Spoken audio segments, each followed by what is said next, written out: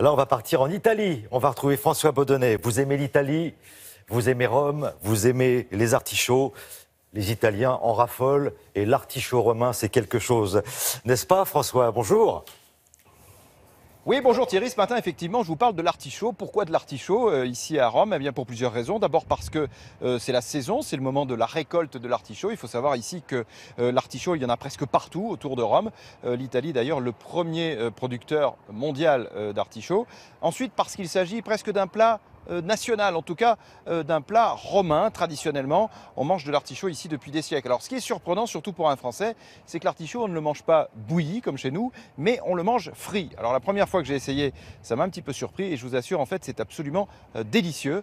Alors il se tient chaque année une fête de l'artichaut. Ça se passe à une trentaine de kilomètres au sud de Rome, dans la région de Rome, dans une ville qui s'appelle Ladispoli.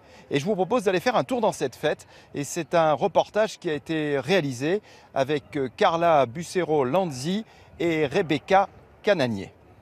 Près de 150 000 personnes en 3 jours. La fête de l'artichaut de Ladispoli, la plus grande de la péninsule, est chaque année aussi populaire. Ici, on vient de toute l'Italie pour déguster cette fleur comestible sous toutes ses formes. L'artichaut se prête en effet à toutes les recettes. Aujourd'hui, j'ai mangé de l'artichaut frit, de l'artichaut à la juive et des pâtes aux artichauts. Et c'est délicieux. Moi, ça me rappelle mon enfance. On vient à cette fête car c'est une belle façon de rentrer dans le printemps. Partout sur les stands, on prépare des tonnes d'artichauts. Antonella nous livre ses meilleures recettes. Pour l'artichaut frit, on le roule dans la farine. Après, on le met dans de l'œuf. Et après, on le frit. Et pour l'artichaut à la juive, là, on le prend en entier et on le frit directement dans l'huile. Et si vous en doutiez, l'artichaut permet aussi de faire des sculptures. Là, il s'agit d'un paon, Ici, c'est un poulpe. Ladispoli se trouve près de la mer. Et tout cela demande beaucoup de travail. J'ai utilisé 400 artichauts.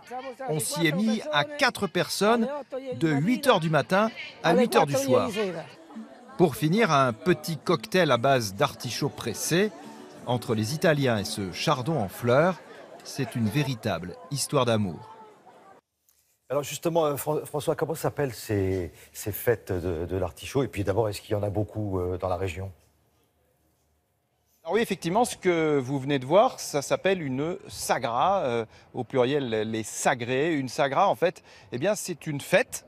C'est un mélange en fait de fêtes païennes, mais très souvent également de fêtes religieuses. Là, c'est pas le cas pour la sagra de l'artichaut, mais souvent il y a des processions religieuses. Ce sont des traditions extrêmement anciennes en Italie. Et à chaque fois, eh bien, on va fêter un produit. Alors ça peut être l'artichaut, ça peut être le raisin, ça peut être le vin, ça peut être les charcuteries, les pizzas. Et comme ça, surtout dans cette période où nous nous trouvons actuellement, c'est-à-dire au printemps, eh bien, il y a partout comme ça en Italie, dans tous les villages d'Italie, des sagrés sur un produit précis. Et c'est une tradition que les Italiens adorent et qu'ils ne voudraient perdre pour rien au monde. Merci beaucoup, merci François. Et puis un petit salut, comme je le fais régulièrement, à ceux qui nous regardent en Italie, parce qu'on regarde Télématin dans le monde.